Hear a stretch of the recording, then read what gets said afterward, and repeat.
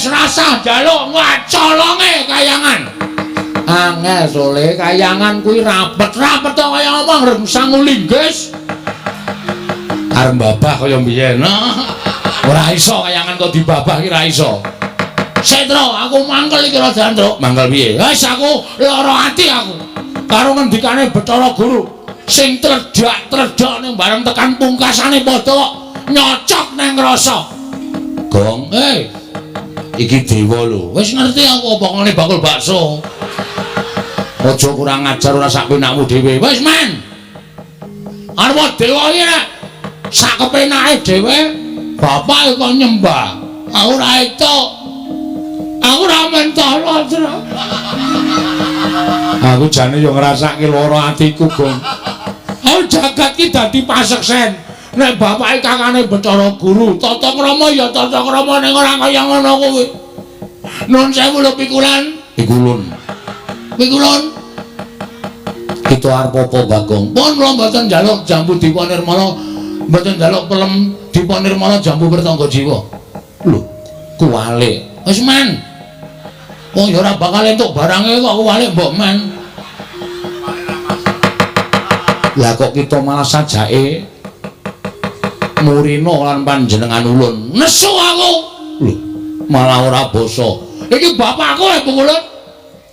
Kok mung perkara njaluk jambu Dipa Nirmala, pelem Pertangga Jiwa kok Semar, Kakang Semar. Jagat iki ana siji wong sing ora gelem nyembah karo aku. Sapa, Guru? Engko aku tak tekan kono tak aturane nyembah karo kowe. Sing ora gelem nyembah karo kula namung Kakang Semar. Aku ateges secara tidak langsung sampean ki akon bapak nyembah karo sampean. Ha ta? Ha ya. Aku mau nek syarate anake kok kudu ngorbanke harga dirine bapak. Enggak bisa. Aku enggak bisa. Nek carane kaya ngono, alon aku terima mundur wae. Kuwalik. Lagune kuwalik, main ra apal kok sakarepku. Kuwalik ya men, aku kuwalik ya nekat kok.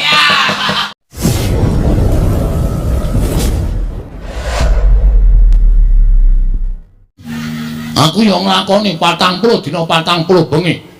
Kowe dawuh karo aku, wong prihatin ki ora njaluk karo sing bau reksa.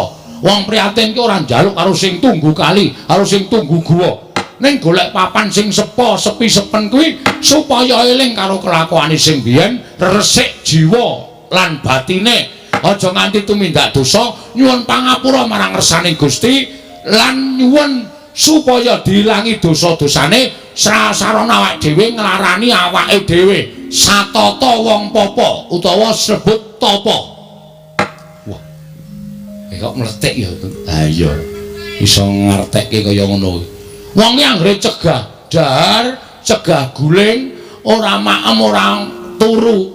Kowe ora kok piye-piye ning ngrasake wong sing sengsara uripe kadang kala mangan wae ngrekoso, turuwe ra iso. Lah awake dhewe kudu iso nirokke lelakone wong sing sengsara kaya ngono kuwi disebut tapa. Neng kali lakoni wiritan. Iya. Ana Pak? Terus aku dikon Petruk kon ngebleng ning jero kamar. 40 dina 40 bengi. Kuat kok kowe kaya kuat lulus wedian. Ampuh kowe. Heeh. Dhewe karo bojoku. Aku ngeblong bojoku mbligung. Wis ora ana empere kaya ora pas kok ya. Ora ana kegiatan ning jero. Dingu arep ngapa iki? Iya, terus ya meng gareng sing kurang ajar. Lah piye to? Sing terakhir aku kon turu ning sarean. Sareane siji. Heeh. Oleh turu ning sarean kene iki sarean leluhur. Tak turani 3 dina. Bareng tak kenali juru kuncine iki meng sarean genjek. Wow. Ngono kok blas ora ngrimpeni. Arep tak apusi setan ora.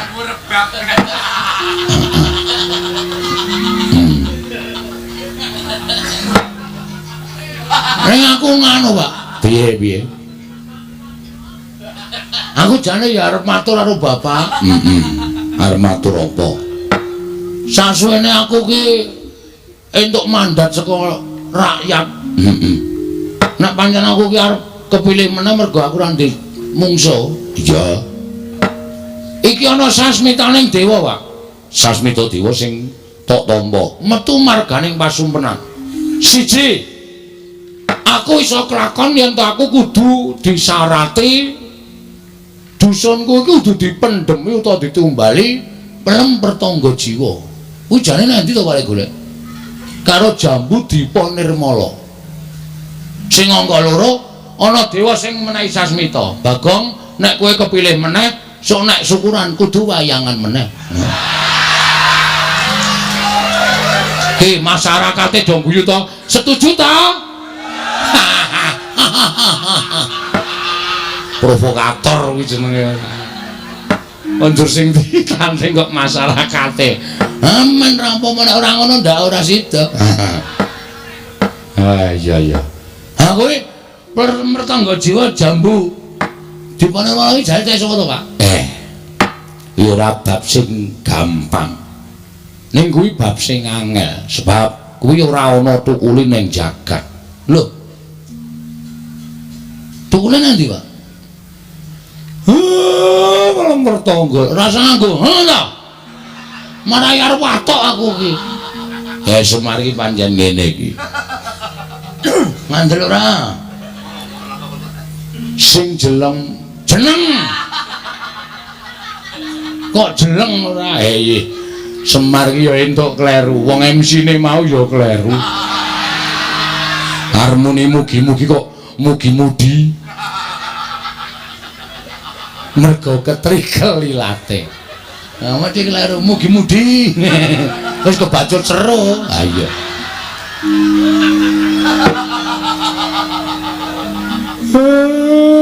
Kaya omong iki ya, pelem pertangga jiwa Jambu Dipa Nirmala kuwi tukule ora ning jagat. Temu ndi, Pak? Kuwi ning Kayangan. Wah, lah mula tak golek ning pasar buah kok ora ono. Anggere bakul tak takoni tumbas pelem pertangga jiwa mboten nonton Jambu Dipa Nirmala mboten nonton sak pasar kempot tak goleki ora ono. Lah kuwi sing angel ning kono kuwi. Sing angel ning kono kuwi.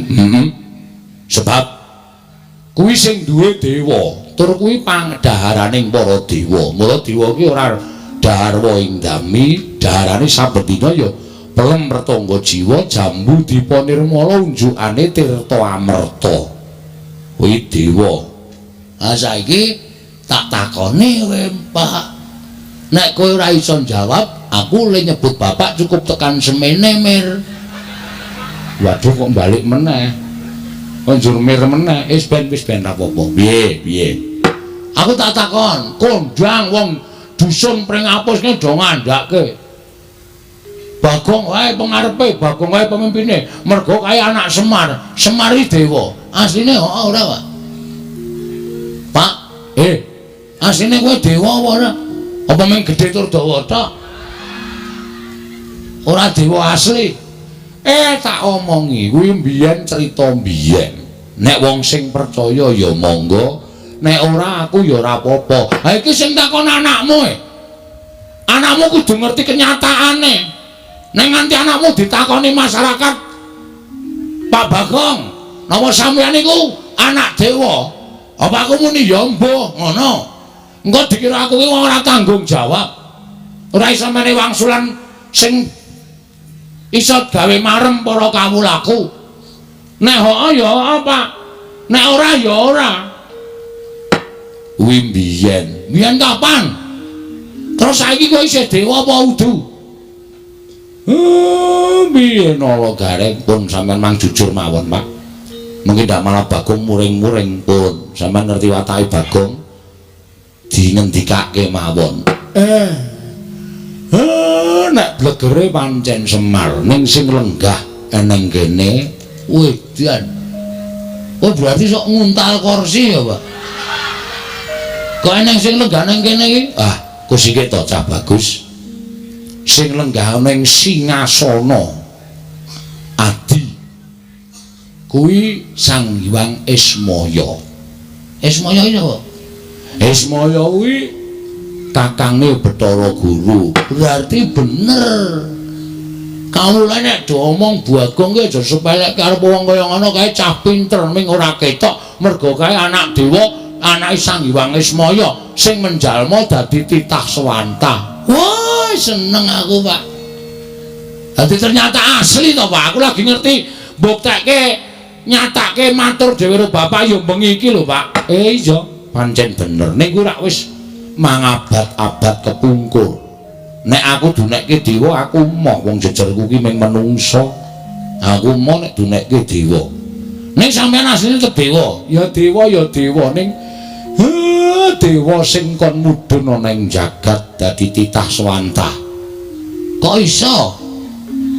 Nek kowe upama urip ning kayangan rek aku barang ki melu sugih to, Pak.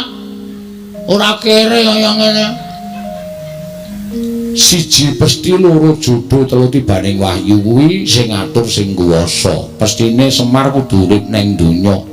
Nek jane aku ya ora karep ning gandeng wis dipesthekke ya wis kepiye meneh. Ha sebabe apa to, Pak? Weh, nek tak critake engko ndak dawa. Ora apa-apa. Santai wae to. Biyen aku kuwi kakange Bathara Guru, bapak kuwi Sang Hyang Tunggal. Oh, ora dulur, ora. Sang Hyang Tunggal ki nalika semana garwane nglairake wujude endhog. Waduh. Endhog. Banyak kok, Bebek. Wis wujud endhog ngono wae. Lah, endhog mau lahir dadi bocah telu. Kulite dadi Tejamaya, putihane dadi Ismaya, kuningane dadi Manikmaya.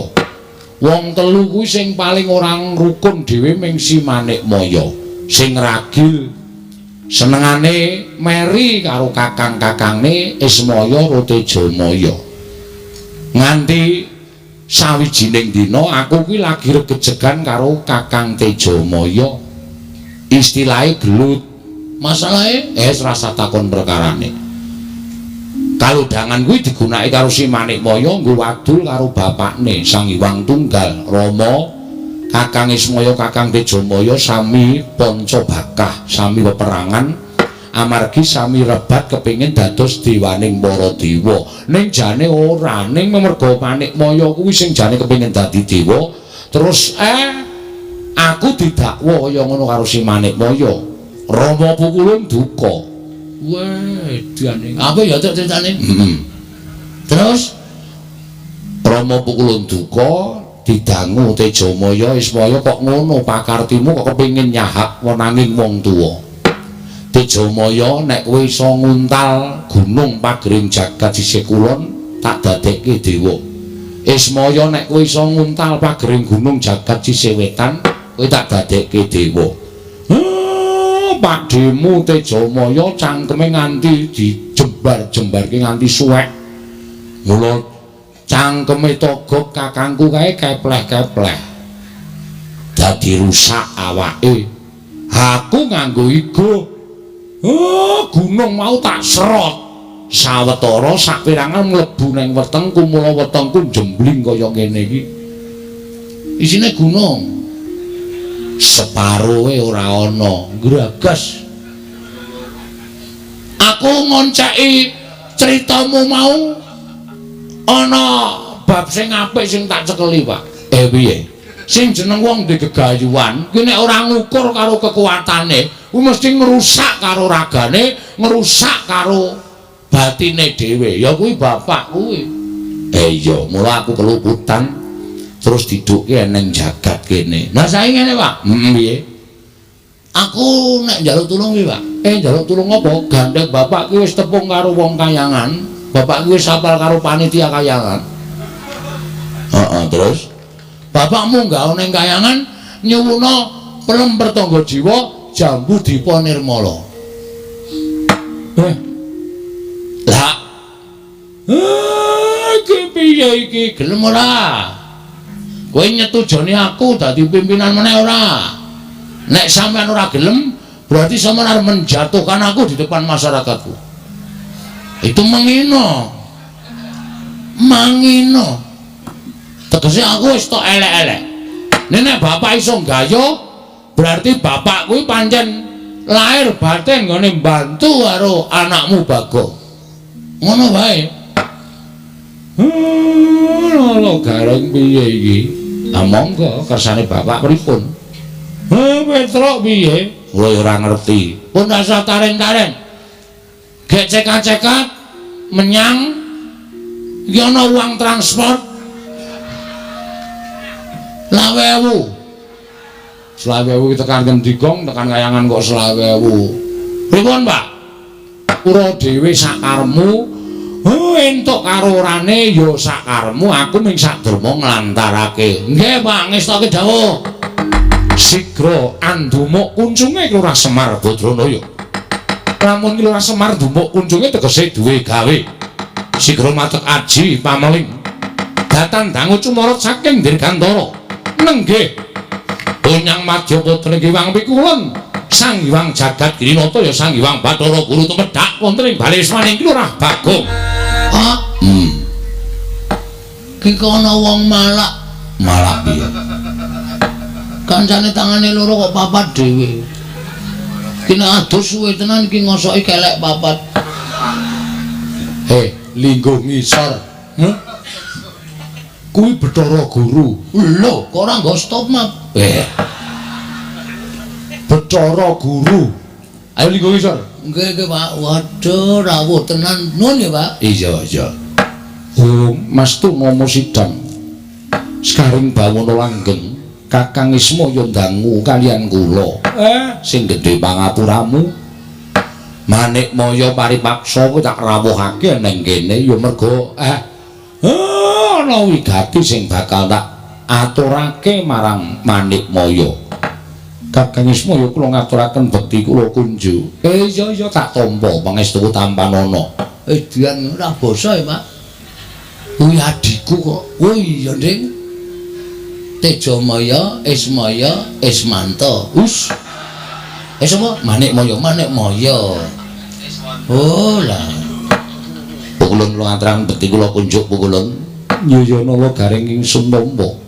Ora liwat pangestu ingsun tampanana. Kula punika jimat paripin daya ning kasan-kusan. Reng ora metingkring. Oh ya lali aku ora. Saking kami tenggengen weruh busanane pukulun Bathara Guru ting glebyar ora karo-karuan. Pukulun bekti kula kunjuk.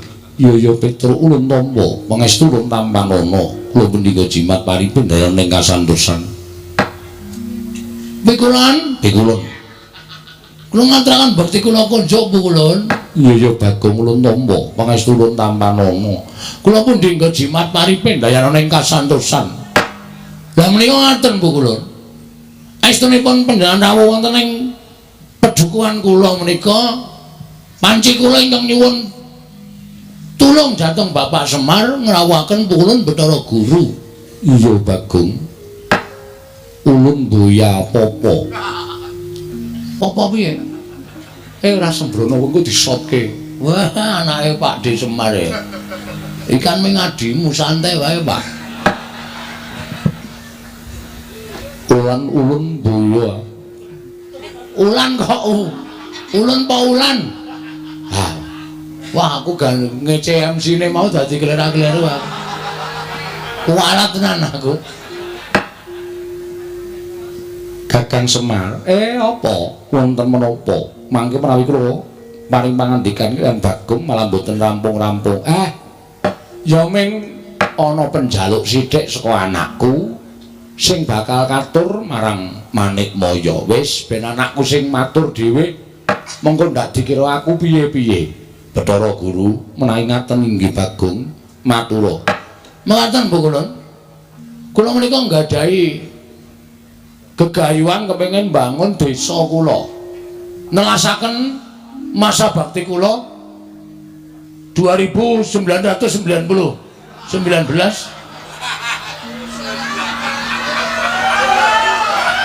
mau ya kleru ta, Pak? Dadi lurah kok suwe men pirang-pirang abad. 1919 edan tenan. Aku wong lahir wis metu udel, Pak. Apa iya sak ngisore sithik. Dapure ora. Ngaten nggih Bu Kulon? Iya, bagus. Kula kepengin bangun dusun kula niki. Ning kula niku entuk sasmitane gaib. Sing nalika semanten kula nglampahi sare narites sesemek ron Rajamala abebantal boto sarembak. Gayane lho. Kowe turun ning tritisan ki tritisan ngendi? Wong tritisan mutone kandang pitik ngono kok. Ning dhuwur kandang pitik. Oh. Sing penting nek ning tritisan. Heeh.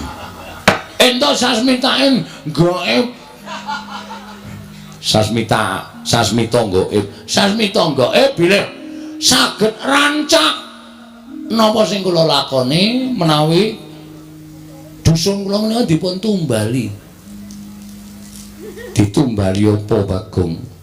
Sepisan ing winastan pelem arum manis. Ah kok wis malik iki piye? Hei. Pelem apa? Arum manis. Pelem arum manis kok dadak ngrawuhke Batharaku. Wis jendeng lali aku.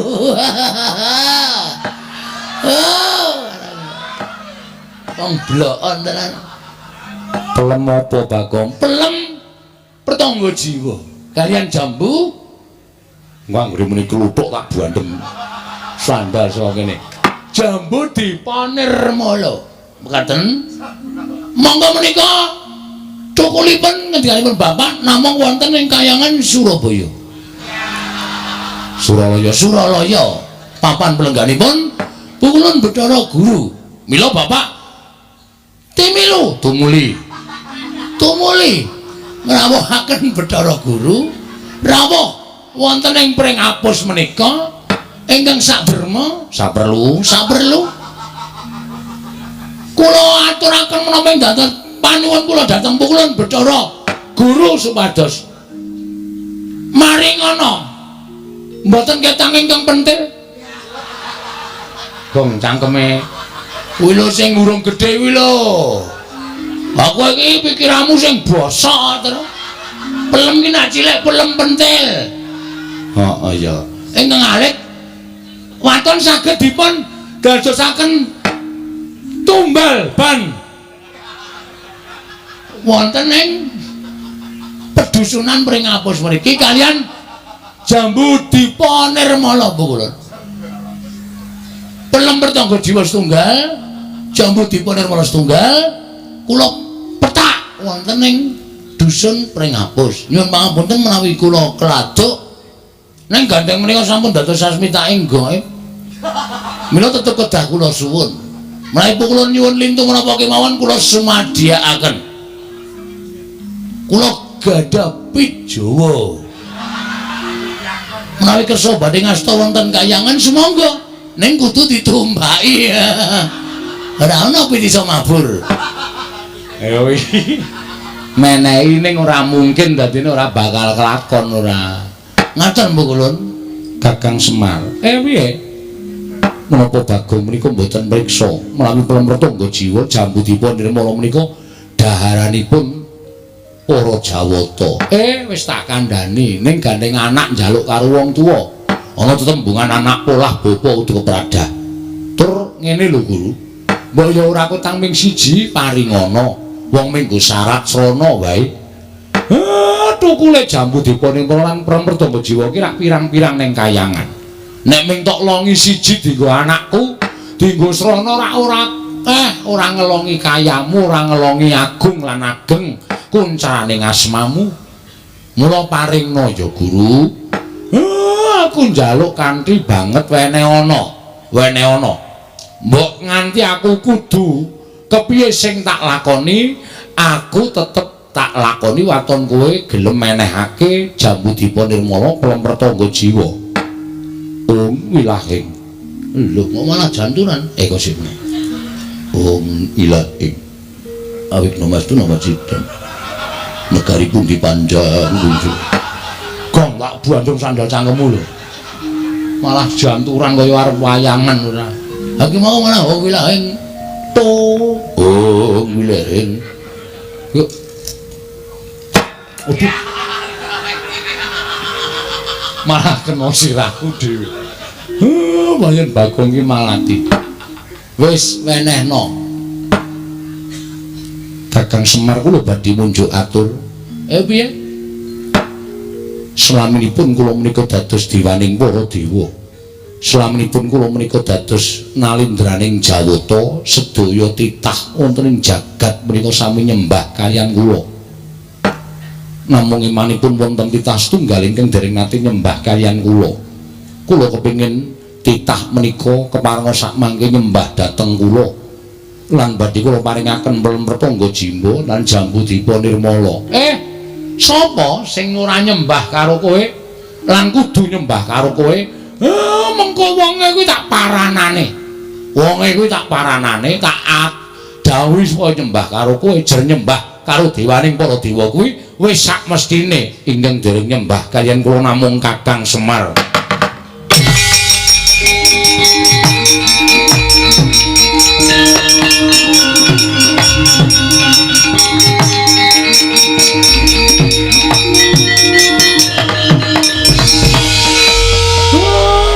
Pancen kuwi syarate. Nadan aku kudu nglesot ning ngarepmu, tak lakonane.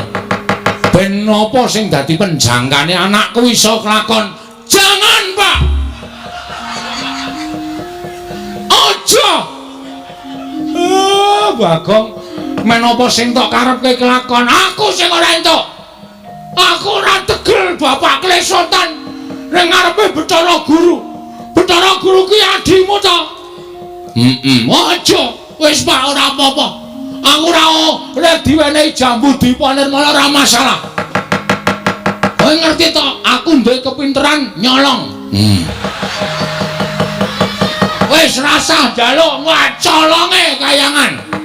Angel sole kayangan kuwi rapet-rapet to kaya apa rengsang linggis. Arep babah kaya mbiyen. Ora iso kayangan kok dibabah ki ora iso. Setro, aku mangkel iki ora dandruk. Mangkel piye? Wis aku lara ati aku. Karo ngendikane Bathara Guru sing tredak-tredak ning bareng tekan pungkasane padha nyocok nang rasa. Gong, iki dewa lho. Wis ngerti aku apa ngene bakul bakso. Aja kurang ajar ora sak penakmu dhewe. Wis men. Arep dewa iki nek sak kepenake dhewe bapak kok nyembah. Aku ora etuk. Aku ora mentolo, Tru. Aku jane yo ngrasake lara atiku, Gong. Aku jagat ki dadi paseksen. Nek bapake kakane Bathara Guru, tata krama ya tata krama ning ora kaya ngono kuwi. Nuwun sewu lho pikulan. Pikulun. Kita arep apa, Bagong? Pun kula mboten njaluk Jambudipa Nirmala, mboten njaluk pelem Dipa Nirmala Jambu Pratangga Jiwa. Lho, kuwalik. Wis men. Wong ya ora bakal entuk barange kok kuwalik mbok men. Lah kok kita malah sajake murina lan panjenengan ulun. Nesu aku. Lho, malah ora basa. Iki bapakku Pungulun. Kok mung perkara njaluk Jambudipa Nirmala pelem Pratangga Jiwa kok Semar, Kakang Semar. Jagat iki ana siji wong sing ora gelem nyembah karo aku. Sapa, Guru? Engko aku tak tekan kono tak aturane nyembah karo kowe. Sing ora gelem nyembah karo kula namung Kakang Semar. Aku ateges secara tidak langsung sampean ki akon bapak nyembah karo sampean. Ha ta? Ha ya. Aku mau nek syarate anake kok kudu ngorbanke harga dirine bapak. Enggak bisa.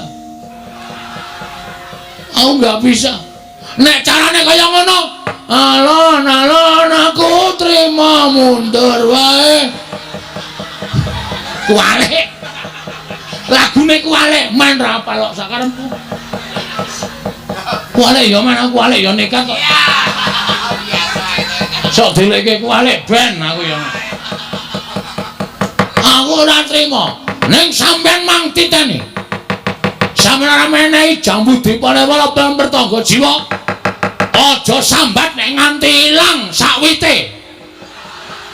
Kuwi ana duduk sisan pokoke. Apa jare? Gawe masalah kok, gawe masalah karo mantan maling. Sampe nake dhewe ora. Gugu karepe dhewe. Arep piye kowe ha? Lho, kita malah wani karo panjenengan ulun. Sing tak wedeni awamu. Yen ngono kita ora bakal ulun paringi. Aku ngruda paripeksa. Apa kita wani karo dewa? Sing to, kowe kita-kita iki kita sapa ya? Wah, iki sing ora paham Bagong. Gong kita iki kowe. Tak tanya modar kowe. Bapak ilun jenengke aku ngrekoso dibancaki barang ing diwalik kita. Awangun Bagong karo kita. Kita nek aku nyebut, aku pamane dewa aku nyebut kowe kita. Nek kowe nyebut aku ulun. Ulun piye? Sing ulun sapa? Ulun aku. Jare Bathara Guru. Piye ta iki? Bathara Guru apa ulun? Wis mau diarani ambok 2 jam iki kok ngene iki terus. Wong cah ora dong kok dikandhani ora. Iki basa dewa. Oh, beda. Nek misale gong arep nendi ngono kuwi aku nyeluk kita arep nendi. Oh, berarti aku ki kita. Iya. Nek Bathara Guru ki ulun. Heeh.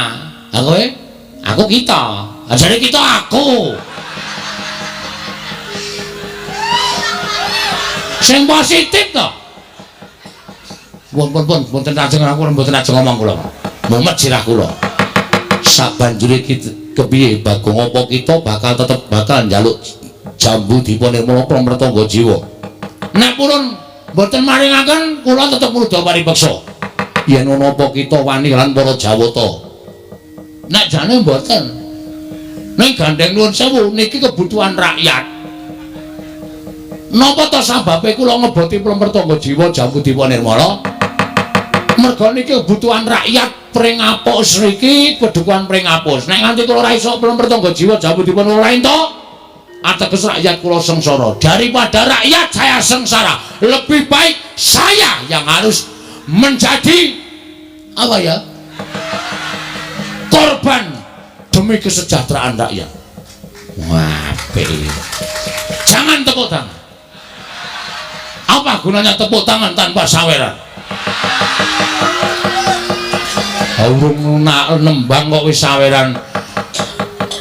Aku mundur alon. Oh, apa kuwi? Aku sedira nyetel kuwi. Oh. Kempol cawet. Cendol cawet. Kempol cawet ora.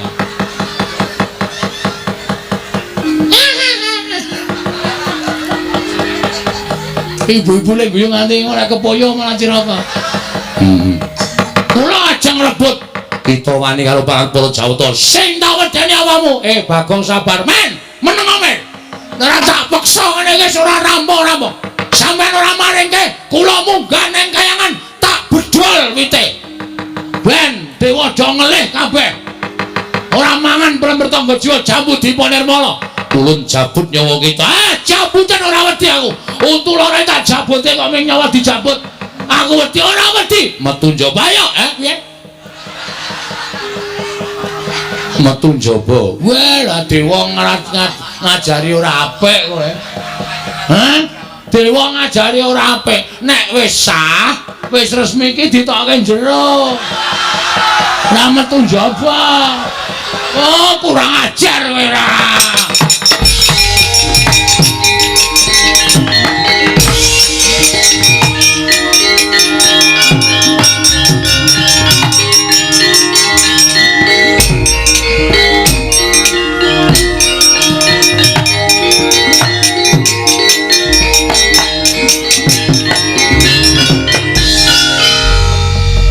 Wedi to Bathara Guru karo aku, Pak. Kae iki ora wedi ning kae metu ning pelataran nglumpukke dewa-dewa mateni kowe. Waduh. Apa? Domongi kok. Aku padahal mau meng gojek dewa kok jak gojek iki ra iso. Mula aja sok sembrono. Waduh cilaka iki, Tru. Aku dewange, Tru. Ya. Reng, apa? Aku dewange ya. Oh, tangane wite klirok kon gelut. Ayo nganti rak ya ora tekan. Oh ditenono kowe ora ngewangi aku berarti kowe tega Ropatiku. Iya isa-isaku lho. Kowe ketoke cilik nek gelut trampil e. Ngono aku diwangi ya Ren. Iya. Aku dilindungi, kowe wae tak dapuk dadi linmas. Oh iya. Linmas kaya ngene iki sing wedi sapa coba? Linmas kok ting gendiek-gendiek ngene. Sing penting getakane kok, Tru. Getakan sempritan sing penting. Nah iya ora. Wis Pak, Bapak rasa kuwatir, tak tanggunge Pak, rasa wedi. Ngono ana apa-apa piye? Ah saya tak takon. Kowe tresno ora aku? Aku tresno. Nek kowe tresno, mengko nek Bathara Guru methoke aku arep matani karo aku. Pethoke ya, Pak. Oh iya. Ya? Heeh. Anake Bathara Guru jenenge apa? Bathara Indra. Sisan kuwi pethono sisan, Pak. Oh iya. Terus liyane akeh penyarian Yamadipati, Mahadewa, Bathara Brahma, Bathara Sambu. Lan sak piturute akeh banget dewa. Daluk tulung kuwi pethok isan ya, Pak? Wow. Coro. Trenggiling. Oh. Misuhi kok ora wangun to, Gong? Kok mung kewan cilik-cilikan trenggiling ngono. Arang-arang. Oh, cacing pita. Wis ora serem cacing pita. Tulung ya, Pak? Iya. Wis kono gak menyang. Hak kowe, aku tak turu dhewe. Engko nek Dewani lunga aku digugah. Ora kena kaya ngono, kudu tanggung jawab tela bakarane. Enak kuwi. Tanggung perkarane kok enak-enak. Oh, siap. Jagung bakarane, Pak, kok tela bakarane. Nek wis ora gatek iki aja dibaleni. Senengane kok malah badarke dhewe. Aku karang ya sak ngono kowe. Nek ora bener ki aku sak ora lega. Aku iki wis rampunge iso tak bener ora ya mau. Ora yakin e. Pamer tuan dhisik aku tak methuke karo dewa-dewa kae. Ning sing enom-enom pethukno. Nek Bathara Guru sing maju aku sing methuke. Siap ya, Traya? Yo. Ora nggo gending, slepek. Oh iya. Nganggo slepek wae. Tung, lentak. Jelali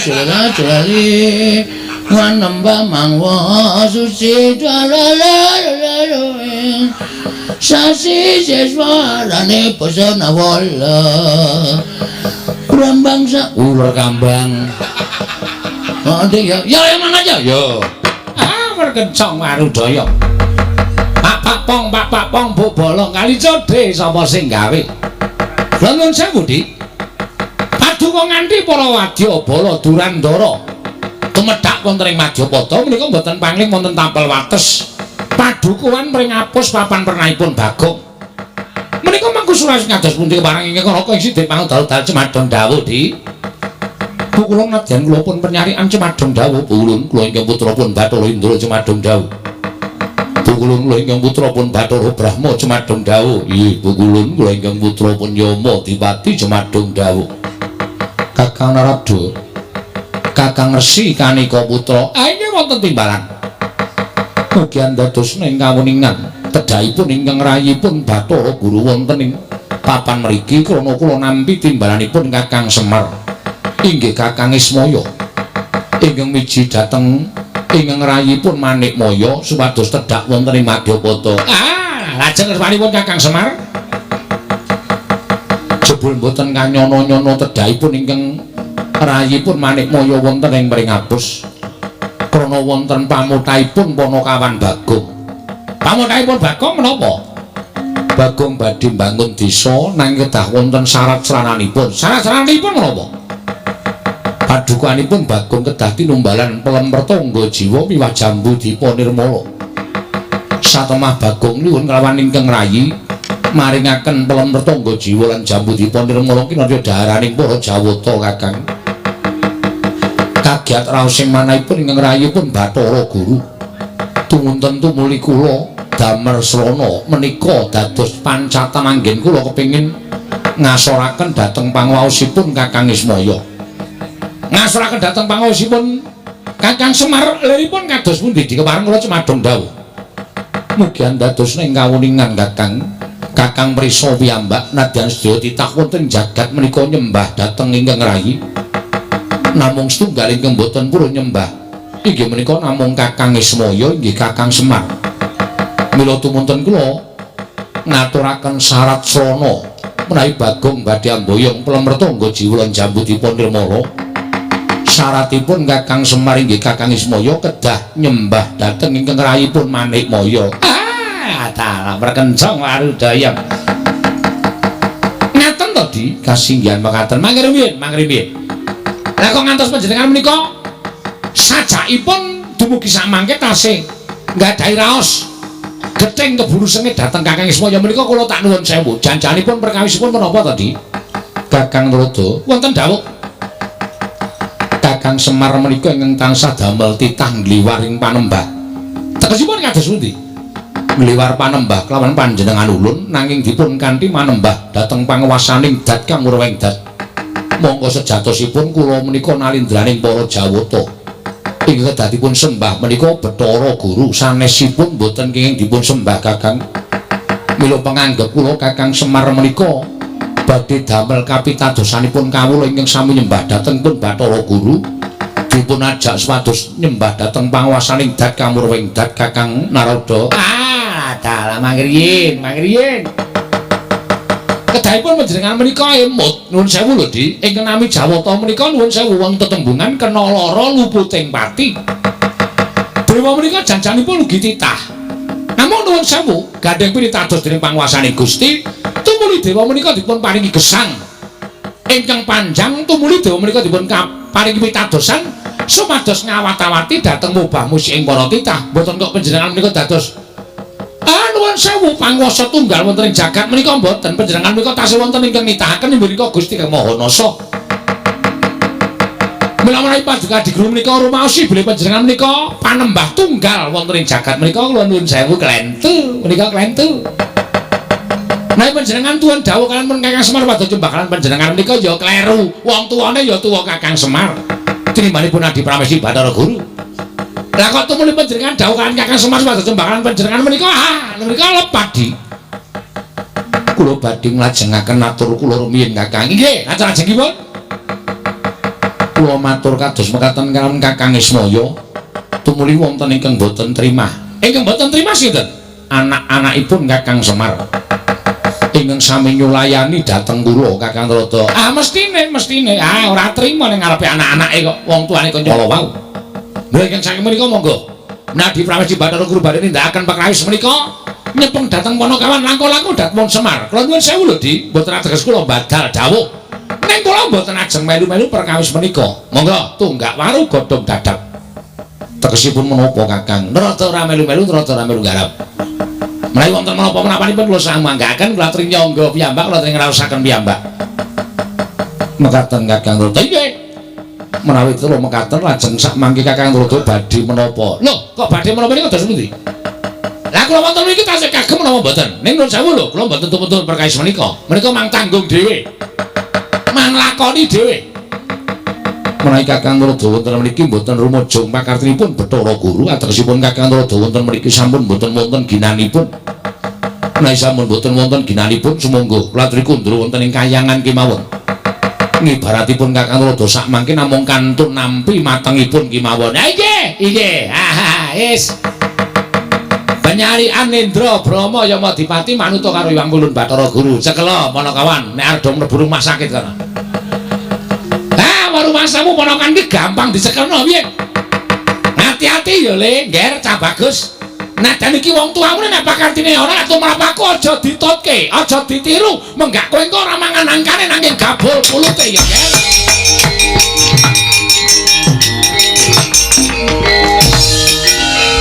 Penyarian kula mendhawuh pun Indra wonten timbalan Rama. Brahma iki wonten timbalan Pulun Yama Dipati. Sak katahing para Durandara diketapake merga ulun percaya anak-anake Semar uga ora bakal gampang dicekel. Nanging sapa ingkang bisa ngrangkit atmajaning Semar luwih-luwih bisa ngrangkit Semar Badranaya. bakal nampa bunga ingkang sakmurwat kelawan labutan kita kelawan panjenengan ulun. Pangkatipun ing putra benjang menapa Rama Pukulun? Pangkatipun ing putra benjang menapa? Ora ketang sambung obor cara lintang tung liya mangkat dina iki. Nong ngestaken dawuh. Nyuwun pamit bidal dinten menika. Nong ngestaken nyuwun pamit bidal dinten menika. Pukulun nyuwun berkatang itu saged kasempatan panjangkanipun paduka wangadi Pukulun. Terus kok rantak-rantak dewane pirang-pirang. Mongko kowe karo aku ming wong telu iki piye iki? Wis pokoke awak dhewe nglabuhi karo Bagong, mesake bocahe. Duwe kekarepan kok malah godane kaya ngene gedene. Ha iya. Ning upama Bagong mau rawani karo wong Pikulun Bathara Guru kedadene ra kaya ngene. Lah iya wis pokoke sak kuwate awake dhewe rek. Nek kira-kira ora kuat ya mundur. Nek kira-kira kuat nandingi kridaning para dewa, ya dhewe kudu mbantu karo Bagong. Iki ketoke do ikhlas ora iki? Kok malah do grenengan? Nek niate ikhlas ngabuhi aku ikhlas. Ora usah dadak demi Bagong mergo adine aja nganggo pawadan adine. Wong bantu ki lahir batin ora sampe nae dhewe ngono kuwi. Ya wis tak mangkat le, ora usah dadak gemremeng. Tak menyang methoke para dewa. Nggonku labi karo kowe iki nek tumrap aku malah kaya wong natoi pati lho kok. Nek mungsuh dewa iki nek kurang-kurang bejane sisip sembire tekaning pati. Kowe iki urip ya kok kean utange, Tru. Wis menyang ngono lho. Iya ora iki ya. Nek kowe ya aja meneng wae Gong dibantu ya. Wong telu maju bareng ora usah dadak kokean gunem tanpa guna. Kok iso urut ya, Tru? Heeh. Ki ngarep ki cilik mungsuhe aku wis kena imbang. Aku mungsuhku tengah kuwi genah imbang. Terus aku sing tengah ora. Urute dhewe-dhewe kok. Lho aku kok ora padha. Monggo cangkeme nyrengingih kaya ngono kae. Kae sapa kene Bagong? Ora ngerti. Bathara Yamadipati. Yamadipati? Heeh. Dewa tukang apa kae? Tukang jabut nyawa. Waduh. Sing entuk mungsuh pisane kok tukang jabut untu nyawa. Untu dengkulmu nyawa. Nek niat diniati Gong. Siap, wis ora wedi lho sapa-sapa aku. Kula ngatur bekti kula kunjuk Pukulun. Nala garing tak tampa pangestuku tampan ana. Pukulun Bathara Penyarian. Oh, Pak Jarik. Udu. Bathara Penyarian. Ya kancane Pak Jarik. Ha iya wis. Bekti kula Pukulun. Iya Petro tak tampa. Pukulun bekti kula. Ya Bagong tak tampa. Pukulun Bathara Indra ngaturan bekti kula kunjuk. Ya garing tak tampa. Pulau Indra nglatakan bekti kula kunjuk. Ya pitulu tak tampa. Indra sapa, Tru? Indra Dewa. Engko dono kasino Indra udu. Ora film ora. Kulon Bathara Indra ngaturaken bekti kula kunjuk. Ya Bagong tak tampa. Pukulun Yamadipati bekti kula. Ya garing tak tampa. Waduh serem suarane. Ya garing tak tampa. Untal cengelmu. Medeni Indra wis tenang wae santai. Daya Yamadipati bekti kula kunjuk, ya Bak Petro tak tampa. Daya Yamadipati bekti kula kunjuk, ya Bagong tak tampa. Waduh. Aku ngono barang Indra, kaya seger ndelok aku. Aku ucul klambi katokan training ngono kok. Mulane ya seger awakmu kimplah-kimplah. Ora dicokot iki diaginge iso mak grewel ngono. Mbok ora medeni. Wong arep perang kok malah dideg-degi. Nala garing wonten dawuh Pukulun. Tekakoning maman kene didhawuhi Wang Pikulun Jatimurti Wang Pikulun Bathara Guru. Wigatosipun aku ki nang ngrangket karo kowe. Lho, sebabipun menapa? Merga kowe wani karo Wang Pikulun Bathara Guru.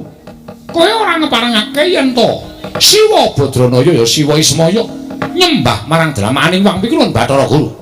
Wah nek perkara niku beda perkara. Semar niku bapak kula. Nek nganti bapak kula digawe diasorake derajate kok nyembah dramaning Pikulun Bathara Guru ora bakal kelakon. Upama Semar gelem, anak-anake sing ora gelem. Ngoten. Tur niki kula ajangi jembar. Kula ngerti nek dewa-dewane ajeng ora trima karo napa sing kula lakoni. Rawi-rawi rantas malang-malang tak putung. Sapa ganggu bapak nyawane garing tak ikhlasake. Lho, kowe wani karo dewa. Sing tak wedeni apamu? Ming dewa iki kok diwedeni. Ya, Tru. Aku karo tukang nagih utange ra wedi kok. Ming dewa diwedeni. Oh siap wong siap kae. Bapak Petruk bareng nyombelani karo bapakne. Lho anake, Mas. Pun sewu kula niku anake bapak. Dadi nek gareng belani kula mesti belani. Wah, nek ngono Bagong ya belani. Ora kok. Belani. Ah, ndeng belani. Medeni enak omong untune kok graji, Tru. Ora apa-apa anggere kowe iki tetek ora masalah. Ah, aku belani. Kowe sapa jenengmu? Ya Madipati. Ya Madipati. Ya. Kowe belani kena ning ditena jabut nyawamu. Wow. Senengane jabut kowe ya. Belum rampung barang kok jabut ya. Manusia macam apa itu? Wah, jan Bagong ora semingkir apa kelakon kene marganing patimu Singalena prapteng lalis. Loh, wani aku sing tawedeni apamu. Kelakon tak bondo, tak krincung sikilmu lho Gareng. Mang maju, nek ana dewa kewirangan aja tundang lho Gareng. Mati dening aku. Petruk kene marganing patimu. Monggo kula ladosi lho.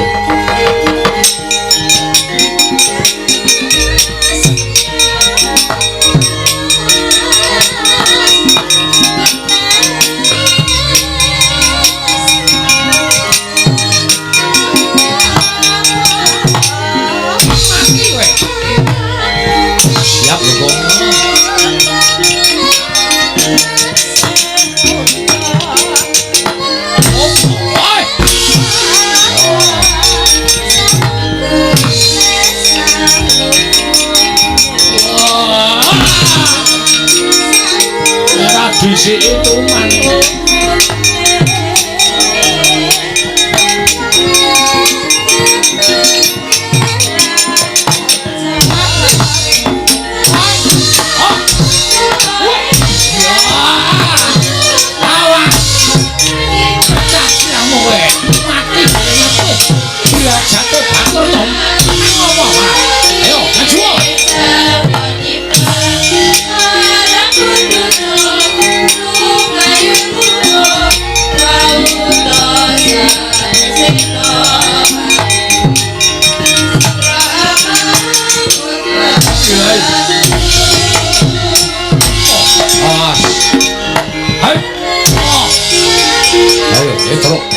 Tandang ono Bathara Indra.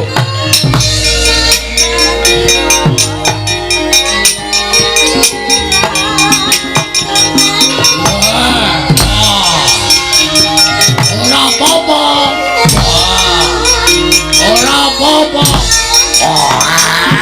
Waduh. Nyaket 12.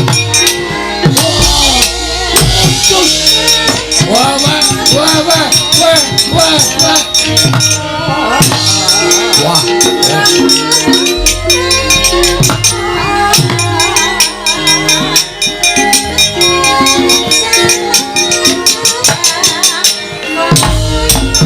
Wila. Ayo, ora bakal iso ngantem aku. Nak Semar kae. Ning nyatane kowe ora menang karo dewa. Arep diantem ora tau iso kena awake kaya ana sing namengi. Kaya ming ngantem angin. Aku ya ae. Ya Madipati arep tak jotos raine iki. Tanganku ya ora tekan e. Oh, menggok dhewe tangane. Lho. Rating ora. Rating nabrak cengelmu kowe. Ya ora nesu wong takoni ngono, aku mbanyol tok nesoni kowe mbanyol sak karepe dhewe. Role aku e. Oh iya. Wong liya ora entuk nyaingi aku. Oh iya. Kowe meneng wae pokoke biasa wae iki. Ya. Piye, Gong? Takon Semar aku. Ya.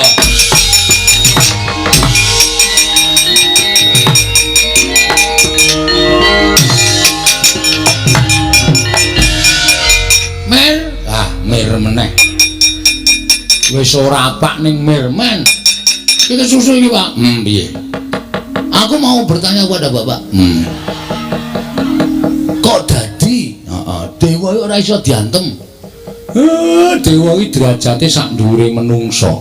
Dewa iki sembaning menungsa. Mula dheweke ora iso diantem karo menungsa lumrah. Tapi piye iki lek perang teneh wagu? Kene diajar kene arep ngantem ra iso. Rugi kene selak modar ra iso bales. Ning sing jeneng apa-apa ki ana kringkiane. Sak pinter-pintere wong ki mesti tau kapusan. sak bodho-bodhone wong ki mesti duwe penemu sing apik. Lho kuwi saluka. Nggih. Sak ampu-ampuhe wong ki mesti ana keringkiane. Baladewa kae ya ana keringkiane. Keringkiane apa, Pak? Nek ngantem dewa ya aja nggon sirah, ora bakal kelakon. Ning dada medun. Ora entuk dada munggah, ra entuk. Ning dada medun. Mesti keneng, mesti keneng. Dada medun, iya mesti keneng. Mudyar dening aku kowe. Dada medun, Pak. Heeh. Hah, kakon ya. Kene medun. Wis rasa kuwatir. Rang. Truk, dada medun. Jujuk busine wae, Truk.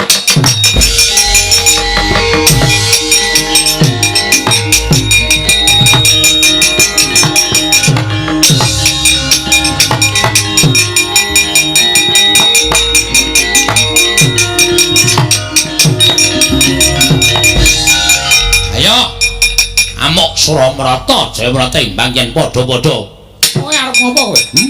Kowe arep ngopo kowe? Mangtutoke le ngantem. Mangtutoke. Sadurunge aku semaput mbales kowe ora kekecek aja duntang nala gareng. Ayo, aku walesen. Aku walesen. Reng, apa? Nggon busi. Oh siap. Kono wis entreke lorone ra jamak-jamak. Bres ngono rek, mati rek aku. Ayo wasan, mati ya. Ayo, waduh. Mutar rek.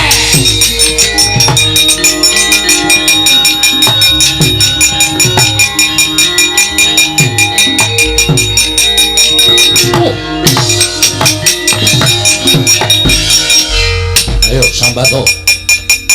Ora bakal kula mundur. Kowe ora mundur tekaning mati. Kowe ora iso ngantem aku iso ngantem karo kowe. Ning pati.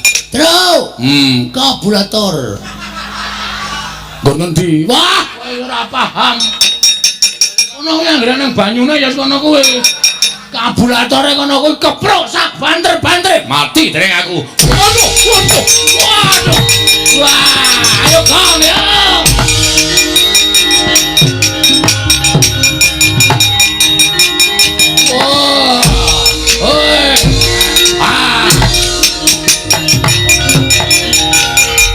Ayo walesen aku, walesen aku, walesen, iso males karo aku, iso ndumuk aku, ngantem aku, bumi langit tangkep, waduh,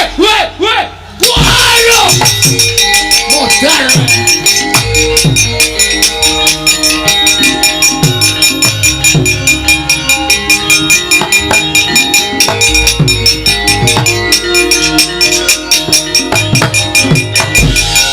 Pecah ngomong mati aku edan nolo gareng edan wah diantem sak banter-bantere waduh Romo Wulun pecah kula waduh mboten saged mlampah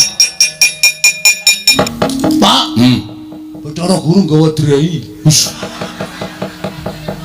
drai dengkul mlocok ora sing marai mlayu ki ya Bathara Guru nggawa gaman kae namane apa ya Tru kae jenenge kaya tombak ning pucuke telu Pak.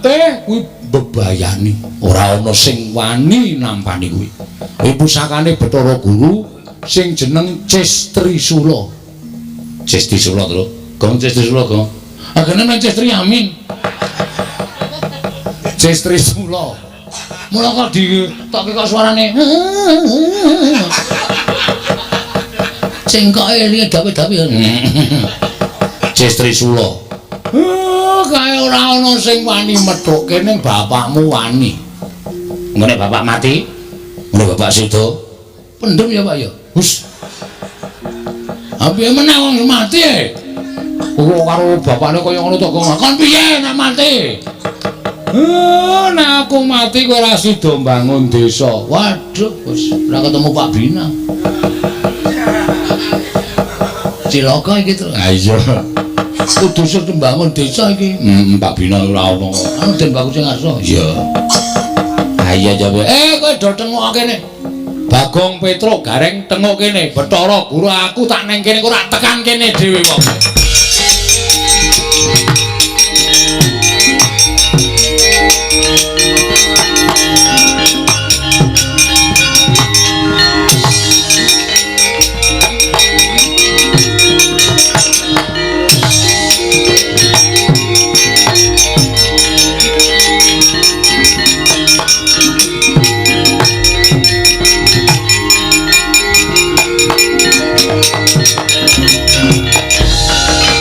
Kakang Ismaya sakmenika sampun pantok pepunta ning dekat menawi Kakang Semar mboten purun nyembah kaliyan kula paripaksa kula ngginakaken panguwasa minangka dados dewaning para dewa. Kakang Semar saat majanipun badhe kula tegakaken Kakang. Mbok sabar to Manik Maya. Dipeto nganggo nalar sing ganep ora sak kepenakmu dhewe ngono kuwi. Lah nek nganti iki engko do ngerti mongko iki ning jagat. Nek nganti Manik Maya ngerti mateni Semar, apa jeneng ora banger bajin asmamu? Sing padha wis weruh. Lah jare Semar iki kakangne Bathara Guru kok malah kakange dipateni adine. Apa jeneng kowe ora ngreksa marang kalindraning Jawatamu? Apa jeneng ora kowe ngreksa marang asmamu? Aja nuruti karo mubal-babaling nepsu, mubal-babaling kekarepan. Nek kowe kepengin aku nyembah, iya aku tak nyembah, ora apa-apa. Wong sejere kowe kuwi ratu ning dewa, aku ming derajate wong cilik ming Panakawan. Ayo wis ben kadang barang kok ya mati. Ayo nderek bapak kok ya. Alah, Rek. Ora kesaur utangmu. Wis ben kok wis tak ikhlaske. Kowe barang ya mati to. Asik. Lho. Kok asik iki piye? Bojomu ayu e. Oh. Cahe Dian. Aku pancene Dian. Mau gedeng ora. Kowe tenan saestu Kakang Semar. Aku kok ngapus iki. Wis to, ayo. Dina iki budal bareng. Aku tak ngejak anakku Garing karo Petruk Bagong meneng rampungke gaweane. Nanging menawi mangke Bagong sampun rampung pedalanipun badhe kula pethuk, kula inggihaken wonten ing kayangan. Kula sampurnakaken sareng kalian panjenengan, kula susulaken kalian kadang-kadangipun karo Garing lan Petruk. Sangarepmu. Nek Bagong gelem. Bagong kok nek wis rampung bangun desa karo dipethuk karo Bathara Guru. Asik. Kowe arep diunggahke ning kayangan dipateni dicampurke karo Garing karo Petruk. Wis ora apa-apa ora masalah.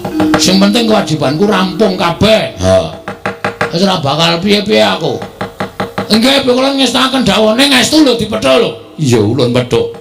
Nek saken beto tosa. Guru kok nggo tosa ora mungkin ora dewa e. Monggo Kakang Semar kula dherekaken minggah dhateng kayangan. Ayo. Ikhlas iki Kakang. Ora ikhlas sebab apa? Urip olare tuku, olare utang kok ora ikhlas.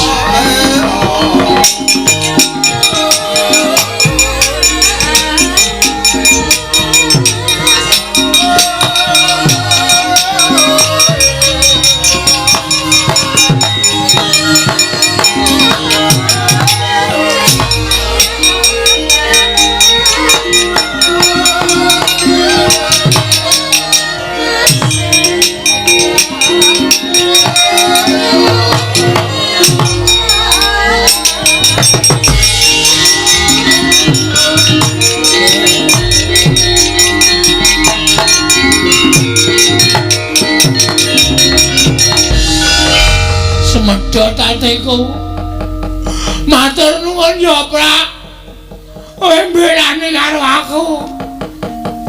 Matur nuwun Sareng, kowe mbelani karo aku.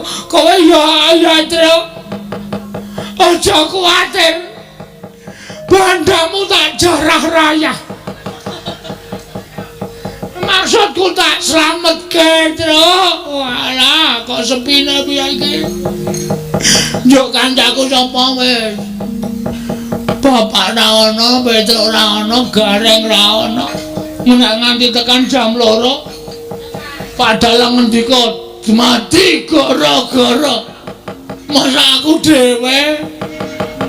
Ora bakal rame, ora bakal gayeng aku terus arep wadul karo sapa iki? Wadul karo Pemunden Pandhawa malah dilumputke. Wadul karo Sinuwun Darawati mesti disalahke. Gegah tangi saka turu merga wancine wis esuk. Pitikku jago do kluruk ingon-ingon angku do ting brengok.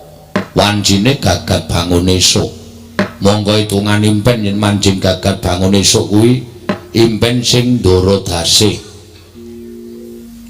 tegese sing puspa tajem impen sing bakal kasembatan. Mbah ya wis Gak. Ngapa tak kowe iki nggagas impen barang iki? Wong kowe iki biasane ora tau gagas impen. Lah kok saiki kok tak gagas banget nganti kowe ora tau omongan karo aku, mergo gagas adimu Si Ismaya nggone ngimpi numpak kapal ana ing tengahing Candradimukha. Durung rampung leku cerita. Terus bareng tekan tengah kawah ora kanthi kanyono-nyono ana ombak wujud geni ingkang nyampluk baita sing ditumpaki Semar. Terus lha kok kapalin jumplang. Semar klelep ana ing kawah Candradimukha, aku ora iso nulungi piye-piye, bisane ming mes padhakake. Bar kuwi terus geragapan aku golek banyu tak nggo raup. Terus aku meneng bae tak pikir-pikir kok impen kok le medeni timen. Engko gegek dulurku lanang kena ngopo-opo ya lung. Mongko ora iso sarta ora duwe kaludhangan ngabari karo aku. Wong ning jagat yo mung aku karo Semar karo Ismaya. Nek kaya kowe iki rak kanca sing maringi Sang Hyang Bathara wenang.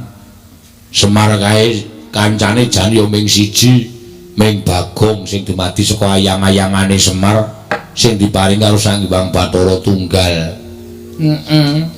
Nek nganti dulurku eneng apa-apa ora prayoga kedadeane. Lah piye? Ditiliki mrana apa piye? Ya ora apa-apa nek karo dulure lanang kok. Nggo ngeyem-yemi pikirmu lho kok nek pancen pikirmu ki grangsang, duwe pikiran sing werna-werna tumraping adimu ki. Ayo tak terke ora apa-apa tiliki mrana kok. Dereng ngantos paripasami Mbawacana. Kasare ngemlajar-mlajar nenggeki Lurah Bagong ingkang prapta wonten ing padusunan Jurang Para. Mau pautas marani ndiya. Wah, Pakde, aku sing sowan wae aja kaget ya penggalemu wataka. Iki ora pangling rak Bagong to. Pakde, heeh. Lu ngopo? Ora kaya biasane kowe iki sowan ning kene kok teko-teko kok malah sajak kaya wong bingung. Wedan tambah sugih kowe. Iya. Ya nderekke ratu-ratu sabrang kok ya Kong. Ora le nyolong. Wis. Mbaya sing apik nek omong apa Pakdemu ku ndang tau tate nyolong po. Ya syukur nek tambah sugih. Waduh. Nek tuku kapan nek kok di jam dinding gede banget kae. Mbok wis satu gagas. Tapi wae gelem po kowe? Gelem. Beken engko nek bali gawanen. Tenan? Heeh. Matur nuwun ya, Pak. Ya, ning kae ming plastik. Jame ora obah, ya ming jam 5 terus. Oh, piye nek upama dikeprokke kowe, Pak? Wah, senengane kowe iki nek njaluk dikai nek diblakani nesu. Anggo abrak apa? Jam plastik kok diwenehke ora? Ora ngopo, eneng ngopo kak gawe tratapan Pakdemu. Wah, ngopo? Aku amatur karo kowe, Pak. Ya Ismaya. Heeh. Iki mau digawa nang kayangan, njaluk Semar kaya nyembah.